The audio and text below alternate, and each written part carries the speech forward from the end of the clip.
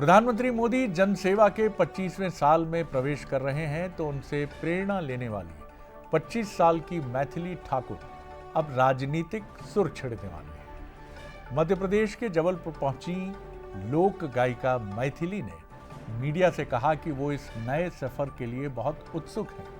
प्रधानमंत्री मोदी उनके आदर्श हैं और बिहार की दरभंगा या मधुबनी की किसी विधानसभा सीट से वो जरूर चुनाव लड़ने का मन रखती है।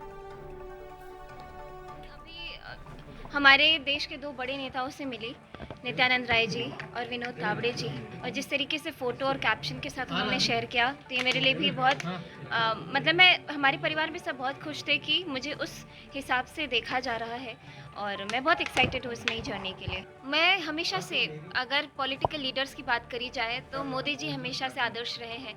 उनसे जब पहली बार मिली, उससे पहले से भी जब उनकी मन की बात वाली स्पीचेस सुन रही थी, उनकी बातें सुन रही थी या फिर उनके कॉन्क्लेव सुन रही थी, बोरियत महसूस नहीं होने दिया उन्होंने। 1 घंटा 2 घंटा कैसे बीत जाता पता नहीं चलता। कहीं ना कहीं इंटरेस्ट उन्हीं को सुन करके डेवलप हुआ, लेकिन मुझे नहीं मालूम था कि मुझे इतनी जल्दी मौका भी दिया जाएगा और मुझ पर इतना भरोसा जताया जाएगा। मैथिली ठाकुर की बीजेपी नेताओं से मुलाकात के बाद इन कयासों को बल मिला था, पर अब तस्वीर बिल्कुल साफ है। बस इंतजार है तो ऑफिशियल डिक्लेरेशन का, यानी आधिकारिक तौर पर इस बात पर मुहर लगने का कि मैथिली चुनाव लड़ेंगी और सीट ये हो सकती है। लेकिन मैथिली के साथ उनके पिता रमेश ठाकुर का बयान भी सुर्खियों में है और इस बयान को सुनकर लगता है कि वो बिहार में थे या कश्मीर में थे, क्योंकि वो शरणार्थी और बिहार छोड़ने की बात और पीड़ा झलकती है उनके बयान में। उन्होंने बिहार से पलायन का दर्द शेयर करते हुए कहा कि वो उन फर्स्ट बैच के लोगों में शामिल हैं जिन्होंने बिहार में अत्याचार, अनाचार, भेदभाव के चलते, खासतौर से जातिगत भेदभाव के चलते बिहार छोड़ने का रास्ता, बिहार से पलायन करने का रास्ता उन्होंने चुना था।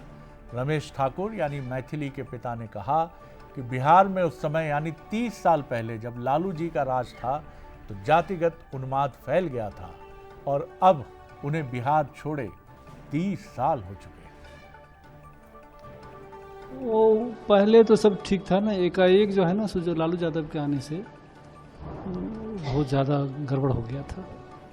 किस तरह की गड़बड़ियाँ थी, अगर बता पाए तो? मतलब जो जितने ब्राह्मण थे सब पर हमला शुरू हो गया था। मतलब कि जितने खेत थे सबको काटने लगे थे, वो कब्जा करने लगे थे और केस वेस सब शुरू हो गया था। तो हम लोग उस टाइम में नए नए जवान हुए थे, मतलब कि 20-25 साल के थे, तो हम लोगों पर ज़्यादा आ रहा था तो हम वहाँ से भाग गए थे। नहीं, हमारे मन में है जो बिहार से जो लोग पलायन कर गए हैं ना, उसका सुध लेने वाला अभी तक कोई नहीं है। उस पर थोड़ा काम हो, बिहार के लोग बिहार में आए, बिहार में काम करें। मैथिली ठाकुर पहला चेहरा नहीं है जिन्होंने कला जगत से राजनीति में एंट्री ली है।